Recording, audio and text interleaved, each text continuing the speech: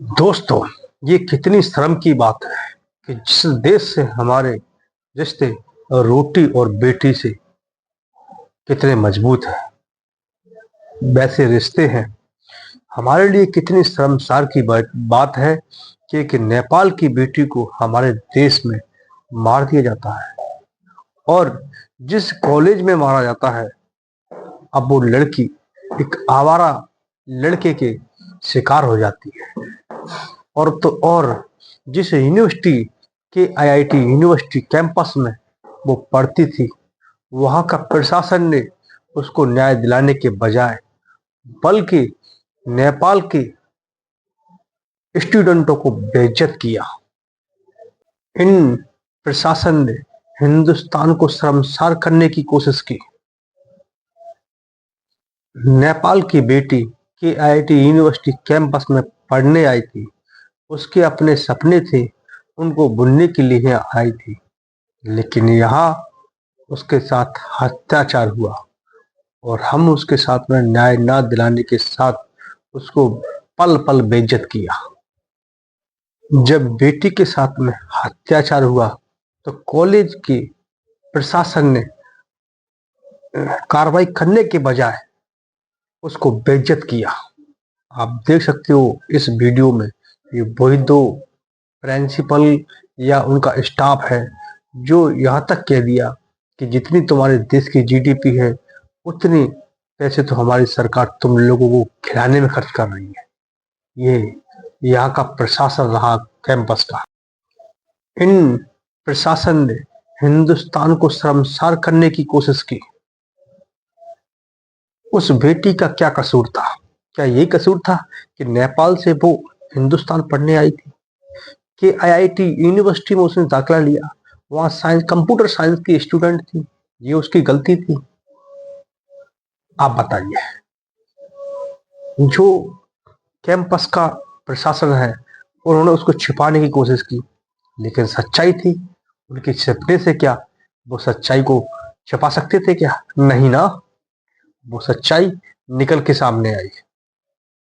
क्या उस बेटी का ये कसूर था क्या कि उसने यहाँ एक आवारा लड़के के साथ में रिलेशनशिप में थी?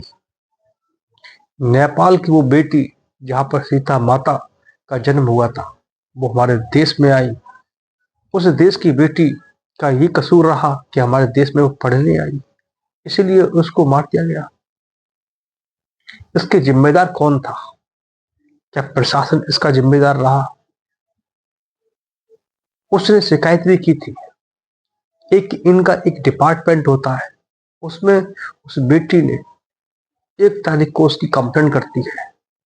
उसके 2 महीने के बाद उनका ब्रेकअप होता है। ब्रेकअप होने के बाद शिकायत की जाती है, लेकिन फिर भी उस पर एक्शन नहीं लिया गया। फिर भी वो लड़का इस बेटी को ब्लैकमेल करता रहा, बद्दी बद्दी गालियां दी जो हम उनको सुना भी नहीं सकते आपको। या उसकी कॉल रिकॉर्डिंग निकल के आई तो आप सुनोगे तो दंग रह जाओगे, लेकिन कम्युनिटी गाइडलाइन की वजह से हम इसको सुना नहीं सकते हैं। प्रकृति जो उस लड़की का नाम था, वो वहां पर इसकी बलि चढ़ गई। अब यहाँ जो यूनिवर्सिटी था, उसकी नाकामी छिपाने की पूरी कोशिश की, लेकिन छिपी नहीं। कहा जाता है कि उन स्टूडेंटों को वहां से भगाया गया, लेकिन उन स्टूडेंटों ने खूब विरोध किया। लेकिन जो वीडियो आपको हम दिखाने वाले हैं कि ऐसे ऐसे लोग हमारे देश में हैं, और वो मैडम है, ये आप देख सकते हो। तो उड़ीसा की के आईआईटी जो यूनिवर्सिटी, ये जो पांडे मैडम है, ये कह रही हैं कि हम तुम्हें मुफ्त का खाना खिलाते हैं 40,000 स्टूडेंटों को। तो मैडम आपको बता दूं, ये फ्री में नहीं खाना खाते हैं, ये फीस देते हैं, पढ़ने के भी पैसे देते हैं और खाने की हॉस्टल में रहने तक के पैसे देते हैं, वो भी आप मोटा पैसा लेते हैं। आपको शर्म आनी चाहिए। आपने किस बेस पे इन स्टूडेंटों से इतने शब्दों का प्रयोग किया? अब ये दूसरी हैं, जिनके साथ में दूसरी मैडम दिखा रही है, कह रही हैं कि हम तुम्हें मुफ्त में जो खाना खिला रहे हैं, जो 40,000 स्टूडेंटों को जितना में तुम्हें खिलाते हैं, उतनी तो तुम्हारे देश की जीडीपी है। ये इनके बोल थे। फिर बाद में रोती गिड़गिड़ाती माफी मांगती हुई वीडियो पे दिखाई दे रही हैं। अब इनके ऊपर एफआईआर हुई है, उसमें से कुछ लोग अरेस्ट भी हुए हैं। अभी तो हम इनकी बारी बारी से पोल खोलेंगे, आप देखना हमारे साथ इस वीडियो में। लेकिन दोस्तों, बड़ी अफसोस की बात है कि ये यूनिवर्सिटी में पढ़ाने वाले प्रोफेसर ये क्या पढ़ाते होंगे, इनकी जो सोच है कितनी घटिया किस्म की सोच है। अब इनके अंदर एक कूड़ा भरा हुआ है, मुझको तो लगता नहीं है ये बच्चों को क्या पढ़ाते होंगे। और देखा जाए तो यही लोग हैं, इस बेटी की अगर जान गई है तो यही वहां का प्रशासन है, ये जिम्मेदार है। इन पर 302 का मुकदमा लिखवाना चाहिए, इनके ऊपर 302 की धारा लगाकर इनको जेल में डालना चाहिए। अब ये क्या शिक्षा देती होंगे इन विद्यार्थियों को, जो जब इनकी कॉलेज में एक बेटी की जान चली जाती है उसके बाद ये ऐसे बोल इनके होते हैं। यानी कि जो इनके अंदर भरा हुआ है वो कचरा अब सामने निकल के आया। अब मालूम पड़ गई ये लोग कैसे प्रोफेसर बन गए हैं। इनके अंदर संवेदनशीलता के कोई भी जगह नहीं है क्या, इनके अंदर मानवता नाम की चीज भूल गए हैं ये लोग क्या।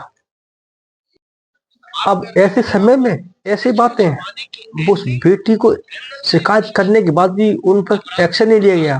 आखिर में उसने ऐसा कदम उठाया, और ये किसके लिए किया उन्होंने, आप बताओ। एक सिर्फ ओनली उस आवारा लड़की को बचाने के लिए, अपनी नाकामी छिपाने के लिए यूनिवर्सिटी की। दोस्तों, इनके लिए अब क्या कहा जाए। जिसने भी ऑडियो रिकॉर्डिंग इनकी सुनी वो भी दंग रह गए।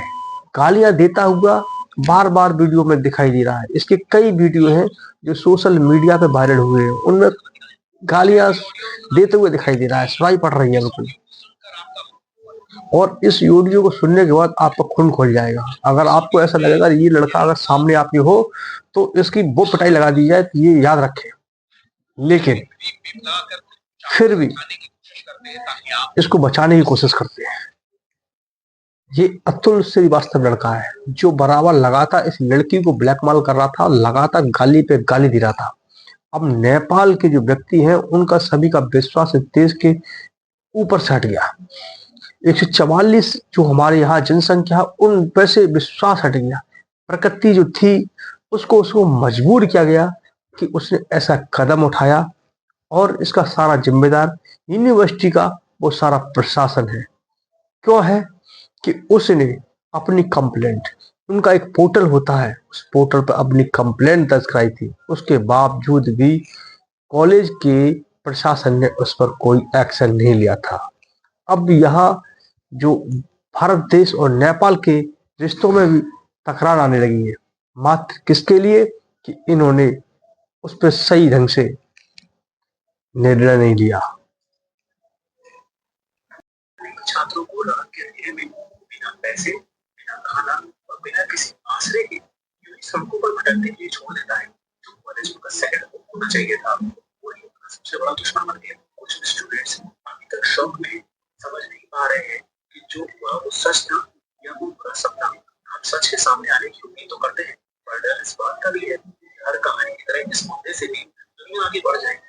शहर की हेडलाइंस बदल जाएगी और हर बार की तरह की है भी इस बार भी अपने ऊपर लगे दाग को मिटा दे। अगर आप क्राइम केसेस और इन्फो में सुनना पसंद करते हैं।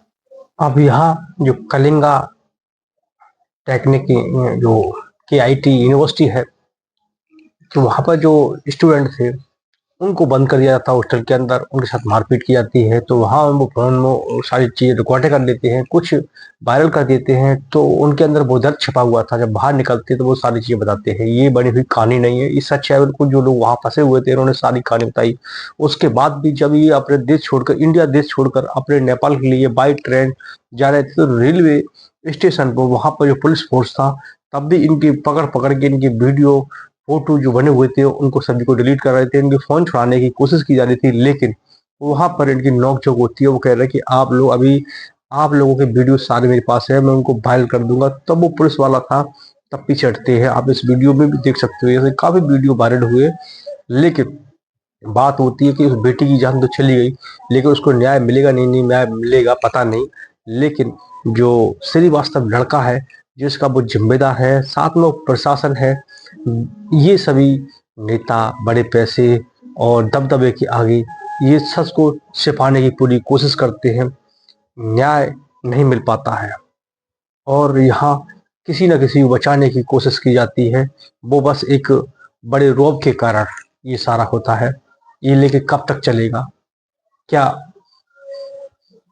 देश अन्य देशों से इस प्रकार से क्या छवि जाती है कि किसी अदर देश का कंट्री का स्टूडेंट यहाँ से अपने लेकर आते हैं पढ़ने के लिए और उनको इस तरीके से यहाँ पर उनके साथ बर्बरा तरीके से मारपीट और उनके साथ में अत्याचार किए जाते हैं।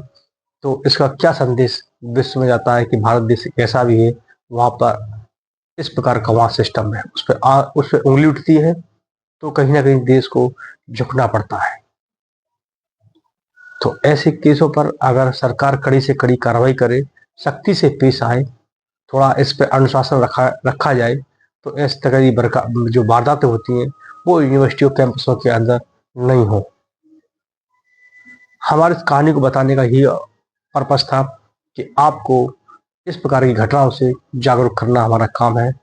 और आपको अगर हमारा वीडियो अच्छा लगे तो इसको लाइक और सब्सक्राइब अवश्य करें और आगे इसको शेयर भी जरूर करें।